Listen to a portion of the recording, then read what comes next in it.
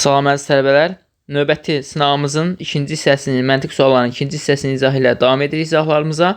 71-ci sualdan etibarən olan sualların izahını bu videoda görmüş olacaqsınız. 71-ci sualda baxın bir şifrə sual verilib bizə. Demişdik ki, bu tip şifrələrdə məsələn A5 nə deməkdir? A hərfi mübarizə sözündəki 5-ci hərfin şifrəsi deməkdir. Məsələn, ona görə yanına 5 yazılıb. 1, 2, 3, 4, 5. 5-ci hərfim H-dır. Deməli, H hərfinin şifrəsi nə olacaq? A hərfi olmuş olacaq. Bu məntiqlə indi testimizi yazmağa başlayacağıq. İlk növbədə qələmimizi biraz kiçildək. Aha. Deməli, baxırıq, belə bir şifrə verilib bizə. Bunun qarşılığında bir söz tapmalıyıq. İlk növbədə F1-dən başlayacağım. Nəyə görə? Baxın, yanına bir yazılıb olsun. F hərfi tapacağımız sözdəki ilk hərfin şifrəsidir. İndi F hərfini yuxarıda axtarıram. Baxın, burada tapdım. Yanına 2 yazılıb. Bu o deməkdir ki, F hərfi əziyyət sözündəki ikinci hərfin, yəni Z-in şifrəsidir. F-in qarşılığı Z olduğu üçün buraya yazıram Z. Deməli, sözüm Z ilə başlayacaq. Z ilə başlamayan variantları sildim. İndi növbəti baxıram ikinci şifrəyə. Bax, yanına H2 2 yazılıb. H-ı axtarıram yuxarıda. Baxın, burada tapdım. Yanına 1 yazılıb H-ın. Bu o deməkdir ki, şifrəsi hansıdır? Ə hərfidir. İlk hərfimdir. Deməli, H-ın qarşılığı ə hərfidirsə, mənim ikinci hərfim olacaq ə. Z və ə ilə başlamalıdır. O da yeganə A variantında deyə cavabım olacaq. Məhz A variantı. İndi keçirəm 72-ci suala. Yazıb ki, şəkildəki fiqur eyni kvadratlardan əmələ gəlib və perimetri 42 cm bərabərdir. Bu halda onun sahəsi müəyyən edin. Deməli, perimetri 42 cm-dir. Bu halda tabaq görək bir tərəfin uzunluğu nə qədərdir? Bilirdik ki, perimetri bu kənar tərəflərdir.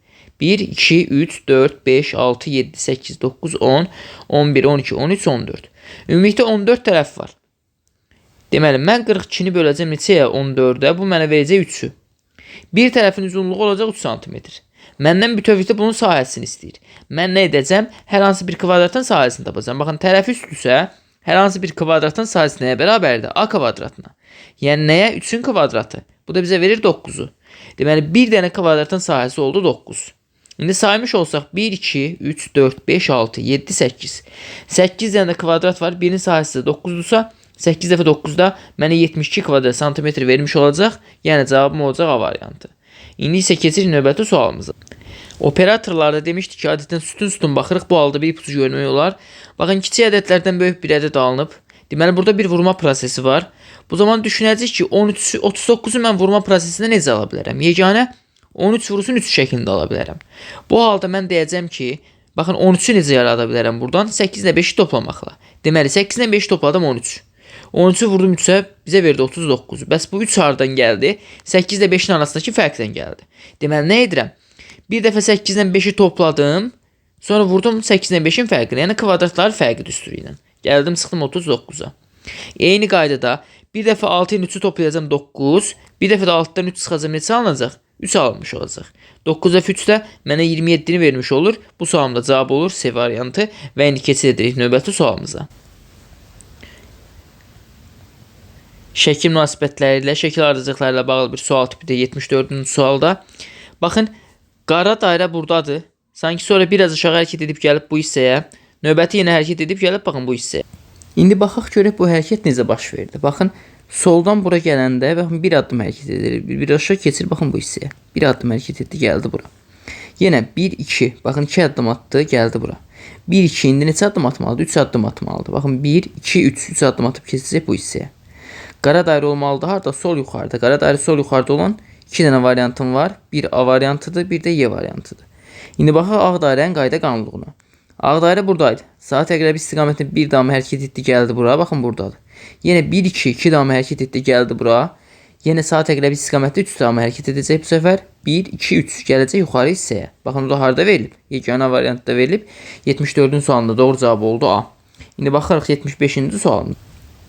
Cədvəllər mövzusu ilə bağlı bir sual tipidir. Baxın, demişdik ki, operator müəyyən bir yerdə tire işarəsi alırsa, burada ya hasil gəlib sıfıra çıxacaq, rəqəmlər hasil, ya qalıq alınmayacaq. Bu tipli bir qayda qanunluqdur. İndi baxın, 7 ilə mən 5-i toplasam, bu mənə verir 12-ni. Bir dəfə 2 mənə verəcək 2-ni. Eyni qaydada 7 ilə 9-u toplasam 16, bir dəfə 6 mənə verəcək 6-nı. İndi baxın tire işarəsinə. 5 ilə 5-i toplasam 10, bir də 0-a vursam 0 alınacaq. 0 alınanda baxın, belə bir tire işarəsi qoymuş olacaq. İndi B hərfini tapmağa çalışacaq. 8-in üstə B-i gəlsəm, bu mənə verəcək 13-ü. Bir dəfə 3 də mənə 3-ü vermiş olacaq. B-nin qiyməti oldu 3. A hərfini tapaq. Baxın, 5 ilə 9-dan alınır A. 5 plus 9 mənə verəcək 14'ü. 1 vurulsun 4 də mənə verəcək 4. A'nın qiyməti oldu 4. İndi baxaq C-yə. 6 ilə 2-dən də C alınır. 6 plus 2 də mənə verəcək 8'i. Elə 8 də 8 olaraq qalmış olacaq. C-nin qiyməti oldu 8. Deməli 4, 3 və 8 olmalıdır cavabım. O da baxırıq C variantından verib 75-ci sualında doğru cavab oldu C. İndi keçirik növbəti sualımıza. Baxaq görə 76-cı sualda baxın bizə sudoku verilib. Demişdik ki sudokuda baxın ümumiyyətlə bütün Yapon oyunlarında sətir və sütun üzrə eyni zamanda verilmiş blok daxilində rəqəmlər təkrarlanmamalıdır. Baxıram ki 4 dənə mənim nəyim var? 1, 2, 3, 4. 4 xanam varsa 1-dən 4-ə qədər rəqəmlər yazılacaq. 1, 2, 3, 4. Və bunlar təkrarlanmamalıdır. Yazmağa hardan başlamalısınız? Ya hansı rəqəmsə çox verilib sondan və ya hansı sətirdə və sütunda çox rəqəm varsa oradan başlamaq lazımdır və ya fərqli formada verilən bloklardan başlamaq daha məqsədə uyğun olmuş olacaq. Məsələn, baxın, mən bu blok daxilindən başlamış olsam birinci nisbətən fərqli bir blokdur. Bu sətri artıq 2 yaza bilmərəm, çünki burada sətirdə 2 var. Deməli, blok daxilində 2-ni yeganə hara yaza biləcəm? Yeganə yazacam bura. 2-ni yazdıq bu hissəyə. Növbəti, baxın, mən 1-i bu sütuna yaza bilmərəm, çünki burada sütunda 1 var. Baxın, bura artıq 1 yaza bilmərəm. Bura 1 yaza bilmərəm deyə blok daxilində bir yeganə hara qalacaq? A-nın yerində qalmış olacaq. A-nın qiymətini tapdıq ki, A 1-dir. İndi B-nin qiymətini tapmağa çalışacağıq. 1, 2, 4, burada 3 səskiydi. 3'ü yazdıq bura. İndi baxın, 1 ilə 3 var. Çatışmayan 2 və 4'dür bu sütunda. Hələ ki, bura 2 yaza bilmərəm. Çünki burada 2 var sətirdə. Deməli, buraya yazacağım 4'dür. 2 də düşəcək bura. 1, 2, 4, çatışmayan 3 idi. Baxın, burada 3 yazdıq. İndi baxın, 2, 4. Əski olan 1 və 3'dür. 1 və 3 yazmalıyıq bu sətrə. Hələ ki, hər birini yaza bilərik deyə saxlayırıq.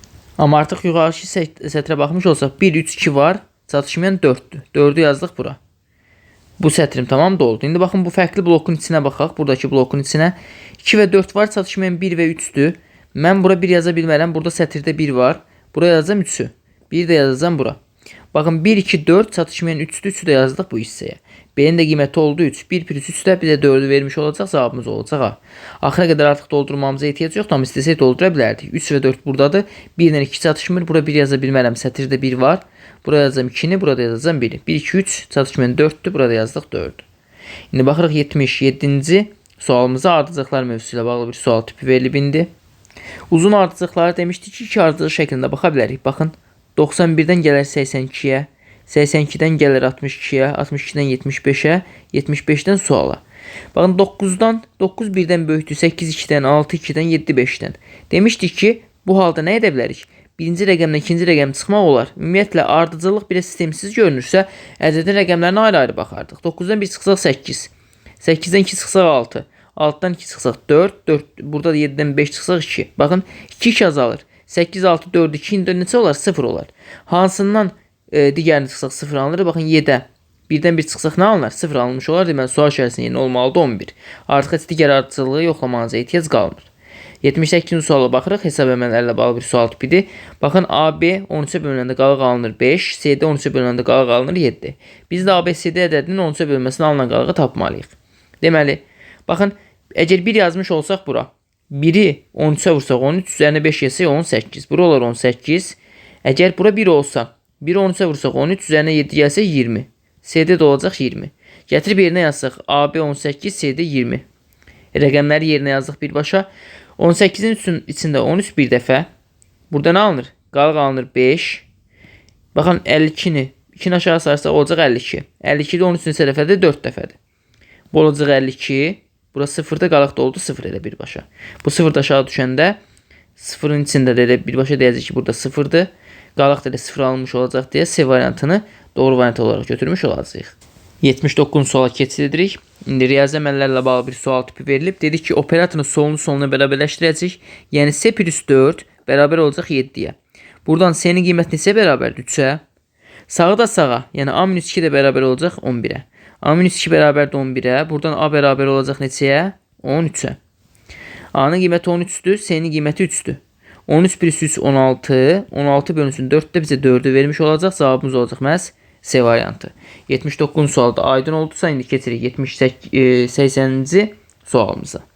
80-ci sualımız tərəzilər mövzusu ilə bağlı bir sual tipidir. Dedi ki, bu tip tərəziləri ya alt-alta toplayacağıq bu şəkildə, bərabərləşdirəcəyik, ya çarpaz toplayıb bərabərləşdirəcəyik, ya da ki, əvəz etmək üsulundan istifadə etmiş olacağıq. Baxın, mən D və A-nı tapmağa çalışmalıyım. İndi nə edəcəm?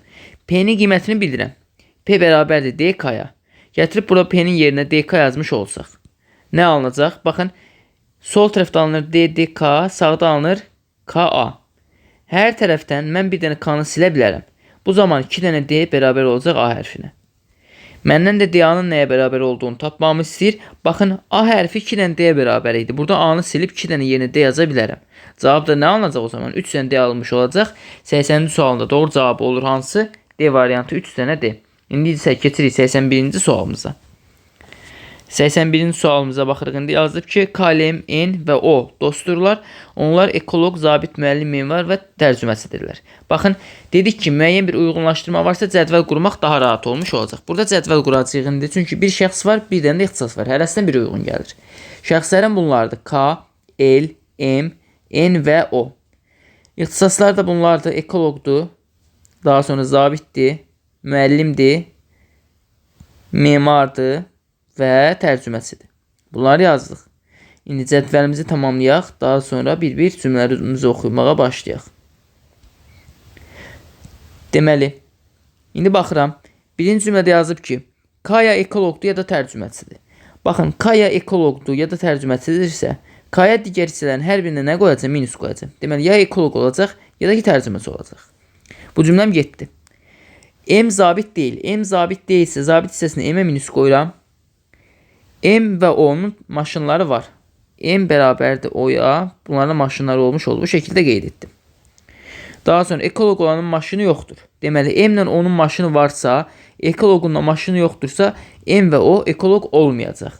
Deməli, ekoloq hissəsində M və O-ya minus qoyduq bu şəkildə.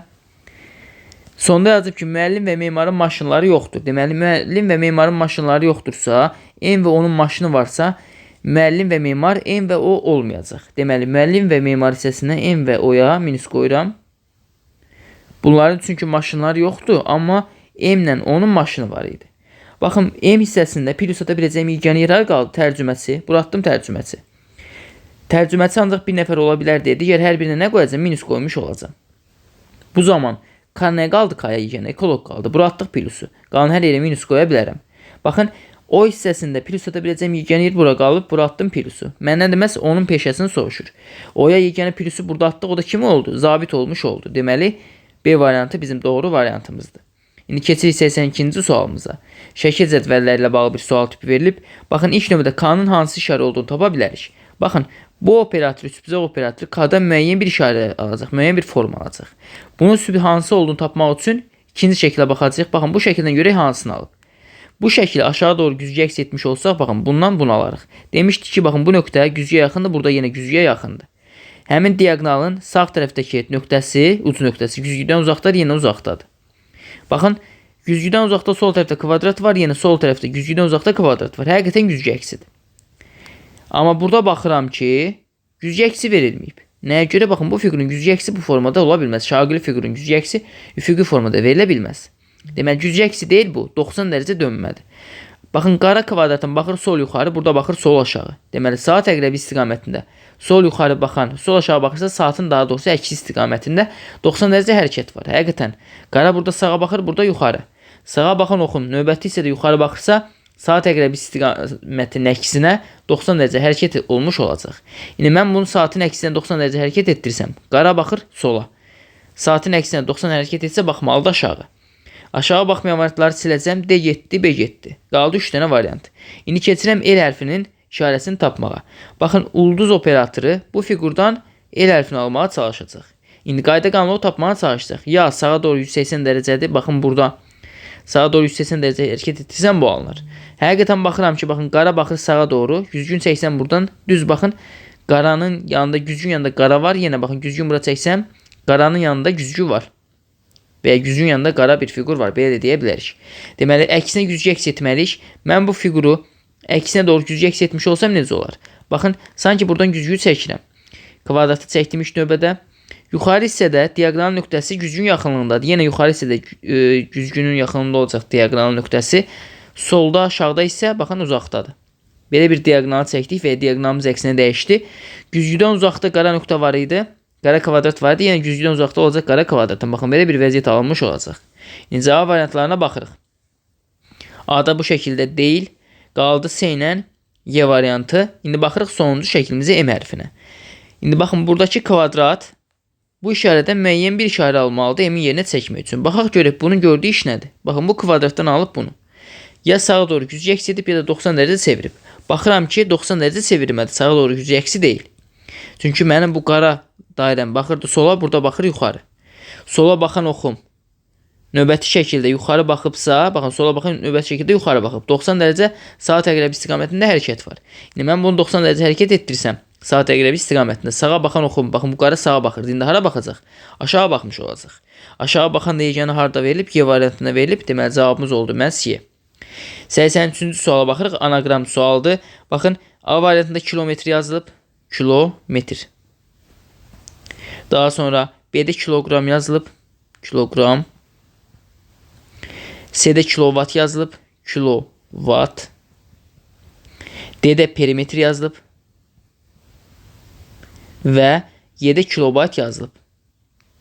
Baxın hər biri ölçü vahidi oldu. Yeganə perimetr nə oldu? Ölçü vahidi deyil. Kilobayt. Hər bir ölçü vahididir. Perimetr ölçü vahidi deyil. Perimetr hər hansı bir fiqurun kənar xəttlərinin ümumi cəmi olmuş olacaq. Uzunluqlar cəmi olmuş olacaq. İndi baxırıq 84-cü suala. Baxın, rebus suallarında şəkil əlaqələrində demişdik ki, nəticə hissəsini fərqləndirmək lazımdır. Baxın, bizdən nəticə bu mərkəzdəki 5-dir. Adətən fərqli fiqurun içərisində verilən ədədlər nəticəmiz olur. Deməli, mən bu kənardakı ədədlərdən 5 almalıyım. Çoxdur fərqli nəsə yoxlamayın. Bunların hamısının hasilinə baxmaq üçün çox böyük ədəd alınır. Və onları qruplaşdırma çalışsa hansına qruplaşdıracaq çətin olacaq. Deməli, mən nə edəcəm? İlk növbədə hamısının cəminə baxacağım sadəcə. Hamısını cəmləsək 7 plus 3 10, 16, 17, 3 burada, 25 də burada 25. Alınır 25. Mən 25-dən 5-i necə ala bilərəm? Kök altına salmaqla. Yenə baxın, bunları cəmləsəz burada 36 alınırdı. 36-dan kök alınacaq da 6. Eyni qaydada baxın, indi bunları cəmləyib k-nı tapacağım. 3, 2-dən 5, 6, 3 də burada 9. 9 alındı, 9-dan kök alsam alınacaq 3. İndi tapaq eli. Baxın, 4 nədən alınır? Kök altı 16-dan. Mən indi buradan 16 cəmini yaratmağa çalışmalıyam. 2 plus 3 5, 1 burada 6, 5 burada 11, 16 olması üçün 5 lazımdır. Elin də qiyməti olacaq 5. Baxaq, doğru hesabladıq. 5 plus 5 10, 11, 14, işte burada 16. Bəli, doğru hesabladıq. K-nın qiyməti oldu 3, elin qiyməti oldu 5. Cəmlə bizə 8-i verəcək. 84-ün də doğru cavabı olacaq Y variantı. İndi keçirik 85-ci sualımıza. Şəkil analizi ilə bağlıdır. Demişdik ki, cavab variantlarıyla işləməliyik. Baxın, A və B variantları arasında ixtiyari bir fərqə baxmış olsaq indi. Baxın, məsələn, burada belə bir diagonal xəttim var, amma bu diagonal xətt burada verilməyib. Birbaşa həmin diagonal xəttə baxın və ya baxın, sağ tərəfdə bu daha aydın seçilir. Sağ aşağıda belə bir xətt A-da var, B-də yoxdur. Baxın, bu xəttim əsas şəkildə həqiqətən var. Varsa ya cavab variantında olacaq, ya da ki, baxın, bu hissədə olmuş olacaq. Baxıram ki, sağ tərəf aşağıda belə bir xətt verilib. Verilibsə verilməli deyildi, anı sildim.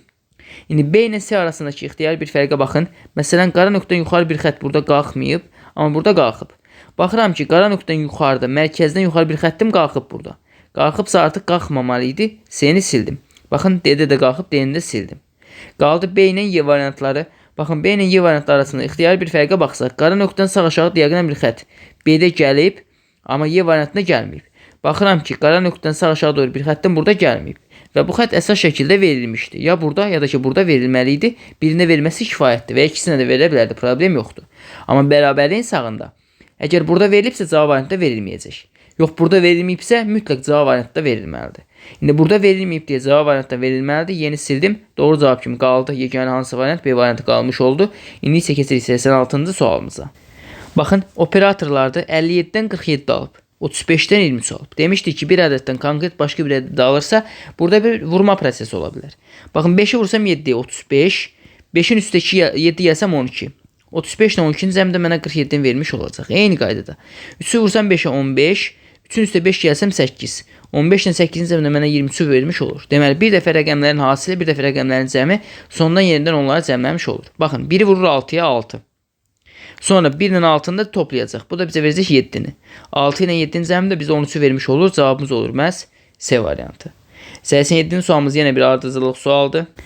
Uzun ardıcılıqları demişdik ki, ardıcılığa interval şəklində, iki ardıcı şəklində baxa bilərik. Baxın, məsələn, 2-dən 3-ə, 3-dən 7-yə, 7-dən 22-yə, 22, 89, 89-dan birinci suala baxmış olsaq. Baxın, 2-dən 3-ə necə gələr? 1-ə vurmaqla, 1-i vurub üstə 1 gələr.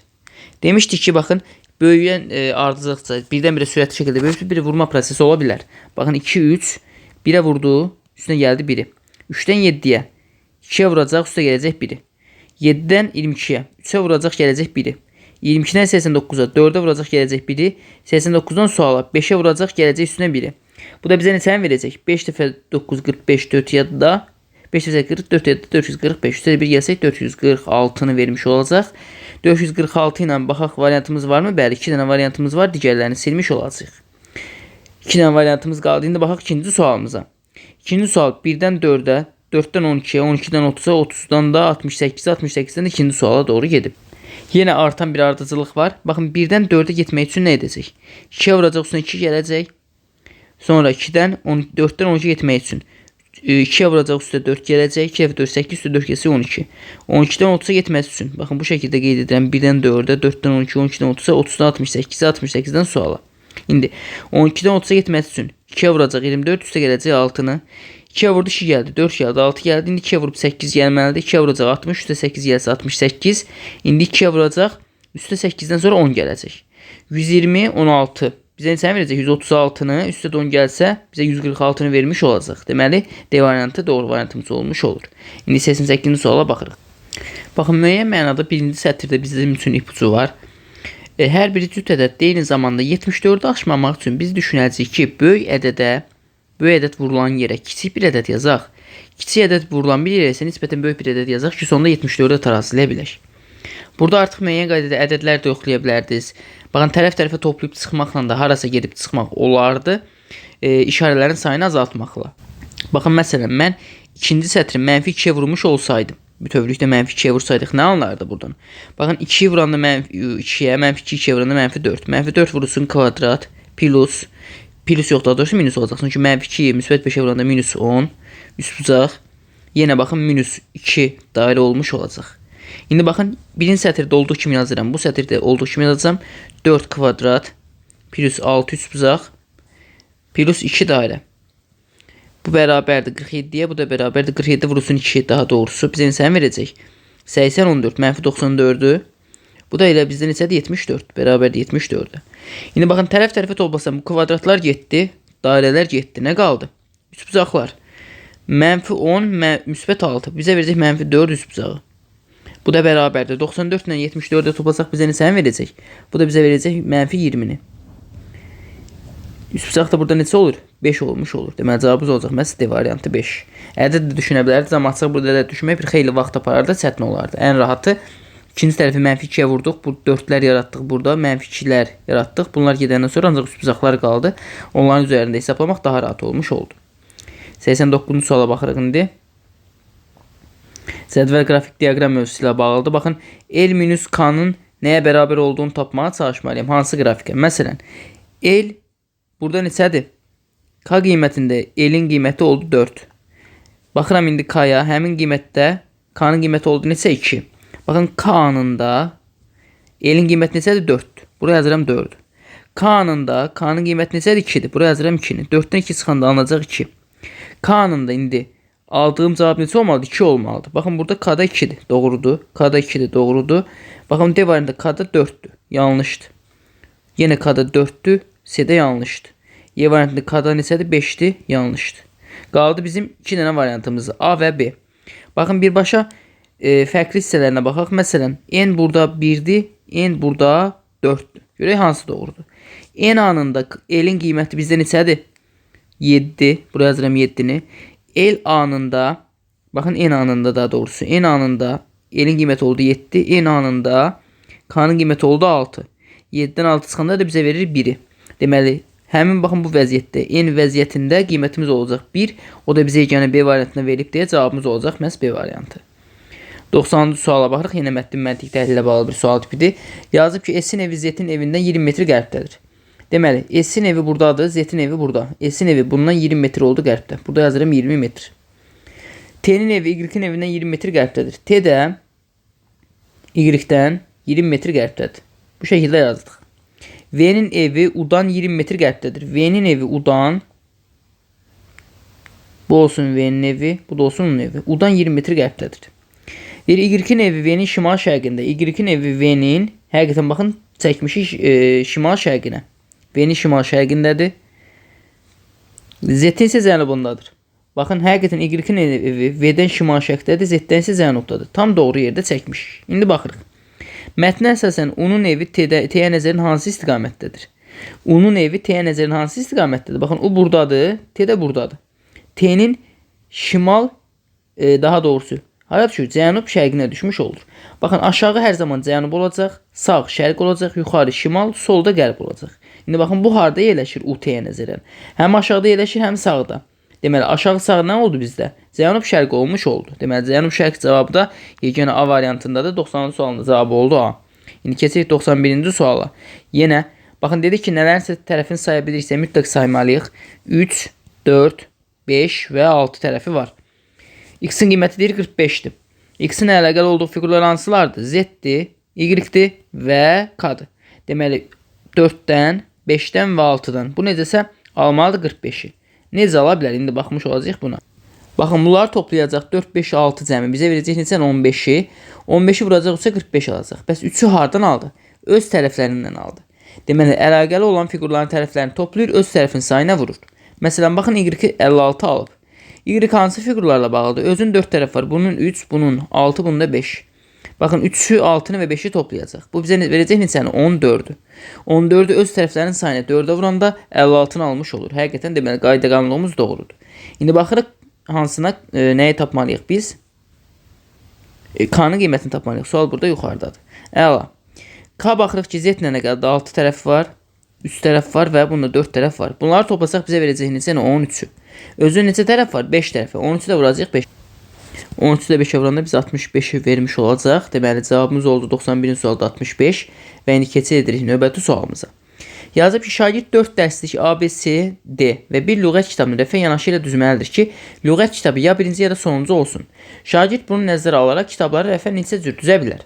Baxın, 2 burada ehtimalım var. Birinci ehtimal əsasən lüğət kitabı olacaq birinci yerdə. İkinci ehtimal oldu birinci ehtimal. İkinci ehtimal əsasən lüğət kitabı olacaq sonuncu yerdə. Bu da oldu ikinci ehtimalım. Baxın, 4 dənə kitab var. 4 dənə dərslik bura düzməlidir. Deməli, burada nədən istifadə edə bilərik? Ərənsizində burada aranjmandan istifadə edəcəyik. Amma aranjmana kamyuzunu getmədən də yazmaq olar. Baxın, məntiqən düşünəcək. 4 dənə müxtəlif dərsliyim var. Mən əgər A-nı götürüb buraya yazsam, geri neçəsi qalır? B, C, D. Hər birini buraya yaza bilərəm. İndi, deməli, birinci yerə mən hansılar yaza bilərəm? A-nı da, B-ni də, C-ni, D-ni də hər birini yaza bilərəm. Hər birini yaza bilərəm deyə buraya yazacam 4. Daha sonra tutaq ki, B-ni mən birinci yerdə istifadə etdim. Geriyə neçəsi qalıb? 3'ü qalıb. Buraya yazacam 3. Tutaq ki, D-ni istifadə etdim, geriyə qaldı 2'si. Buraya yazacam 2. A-nı istifadə etmişəm, tutaq ki, bir dənə C qalıb. Məcburən bir dənə C-ni yazmalıyam. Yəni, bir dənəsini yaza bilərəm. İndi ikinci də baxın, eyni qaydada. El sonda gələrsə, mən hər birini birinci yerə yaza bilərəm. Deməli, 4'ün də hər birini yaza bilərəm deyə yazaram 4. Tutaq ki, A-nı istifadə etdim, qaldı 3'ü.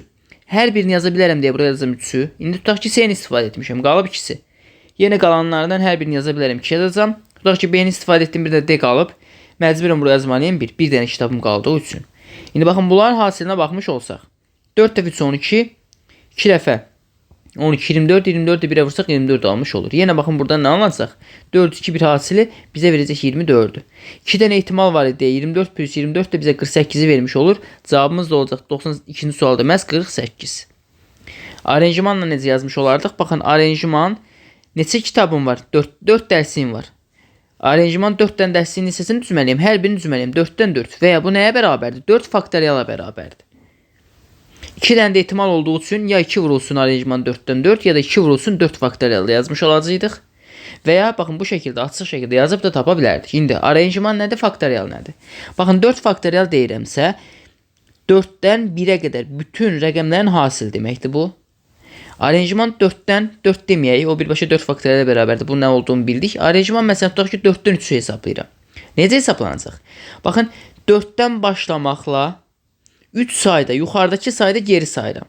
Baxın, yuxarıda neçə yazılıb? 3 yazılıb. 3 ədəd geri saymalıyam. 4'ün özü 1.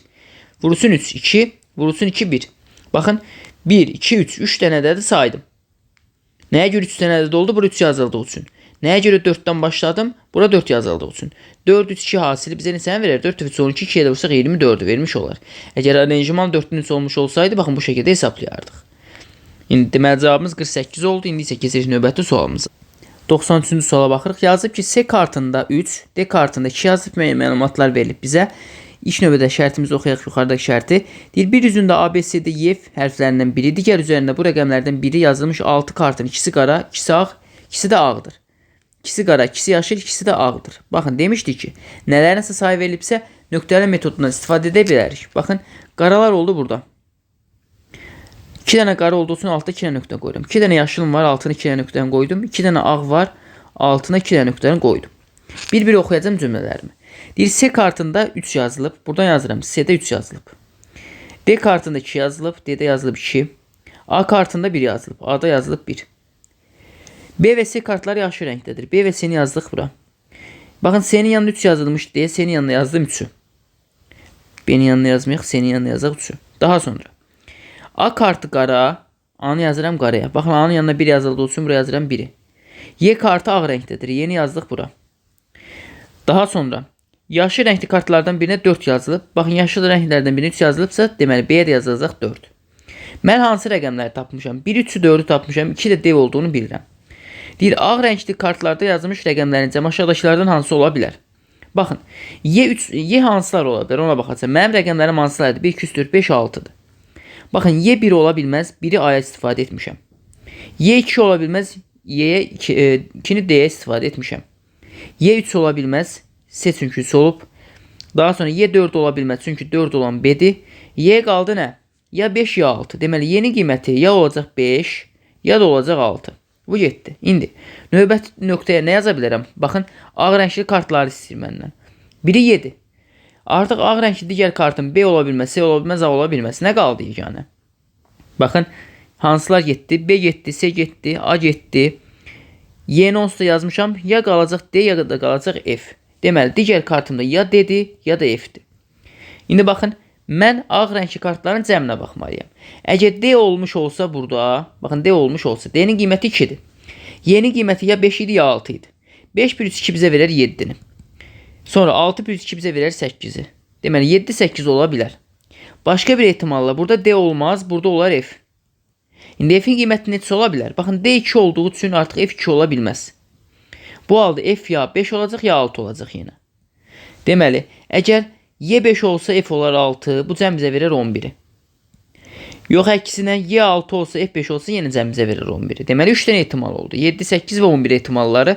Deməli, doğru olan 1'dir, sonra 3'dür və daha doğrusu 4'dür.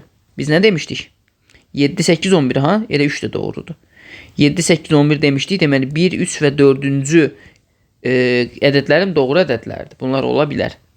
İndi keçirik 94-cü suala. Yazılıb ki, aşağıdakı şəkildə hər üç bucağın içindəki ədəd ona qonşu olan 2 4 bucaqın içində yazılmış olan natural ədədlərin hasilinə bərabərdir. X-in ala biləcək qiymətlərin cəmini müəyyən edin. Yəni, bu nə deməkdir? Baxın, hər üç bucağın içərisindəki ədəd ona qonşu olan 2 4 bucaqın içərisində olan ədədin hasilinə bərabərdir. Yəni, 7 nəyə bərabərdir?